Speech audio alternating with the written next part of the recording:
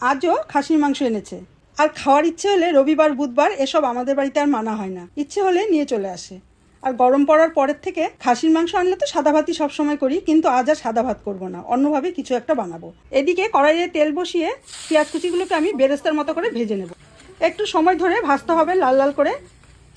আর লাল লাল ভাজা হয়ে গেলে আমি তেলটা ছেঁকে আমি তুলে নেব। আমি এখানে গোবিন্দভোগ চাল নিয়েছি, তোমরা চাইলে বাসমতি চালও করতে পারো। চালটাকে আমি আগে থেকে ধুয়েই জল ঝরাতে বসিয়ে রেখেছি। আর এখানে আমি এই মেজারমেন্ট কাপটা নিয়েছি, এই কাপেরই 6 কাপ চাল নিয়েছি। তো আমি এই কাপের মাপ অনুযায়ী কিন্তু এরপরে জলটাও দেবো। তোমরা চাইলে যে কোনো নর্মাল চায়ের কাপ বা যে কোনো কৌটাও ইউজ করতে পারো। এদিকে কড়াইয়ে তেল গরম হলে দিয়ে দিচ্ছি সামান্য ঘি। ঘিটাকে ভালো করে গরম করে নেব। আর আজকে রান্নাটা কিন্তু আমি একদম কম তেলে ঘিয়ে করছি। দিয়ে দিচ্ছি মিহি করে কুচানো পেঁয়াজ আর কুচানো রসুন। এখানে কিন্তু আমি একদম অল্প ব্যবহার করব পেঁয়াজ রসুনটা। এটাকে একদম ভালো মতো লাল লাল করে ফ্রাই করে নিতে হবে। তারপর দিয়ে দিচ্ছি জল ঝরিয়ে রাখা চাল,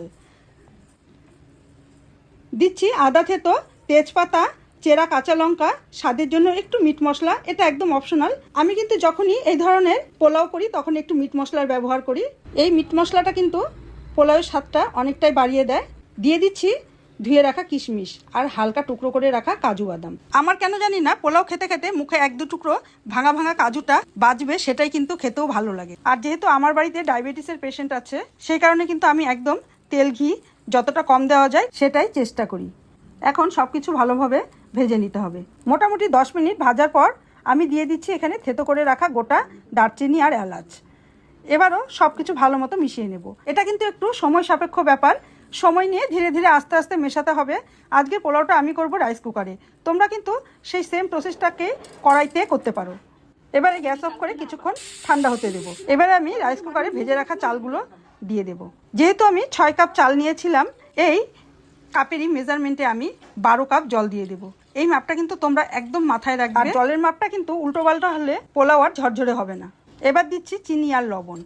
আবারও সব কিছু একটু রাইস কুকারে ভালো মতো মিশিয়ে নেব। এবারে ঢাকনাটা বন্ধ করে আমি কুক অপশানটা অন করে দেব আর এভাবে হতে দেব। দেখো 1/2 ঘন্টার মধ্যে কিন্তু আমার একদম ঝরঝরে পোলাও রাইস কুকারে রেডি। এবারে খুলে নিয়ে উপর দিয়ে দিয়ে দিচ্ছি ভেজে রাখা বেরেস্তাগুলো। এখন আবারও সব কিছু একটু আলতোভাবে মিশিয়ে নেব। দেখতেই পাচ্ছ একদম ঝরঝরে হয়েছে কিন্তু পোলাওটা, আর একদম তেল ঘি কম। এরকম ঝরঝরে পোলাও কিন্তু মাংস ছাড়া এমনিও অনায়াসে খাওয়া যাবে। আর আজকের দুপুরের মেনুতে ছিল এরকম ঝরঝরে পোলাও, সাথে স্যালাড আর গরম গরম মাটন কষা। উফ, আর কি বলি তোমাদের, একদম বাঙালির পারফেক্ট লাঞ্চ।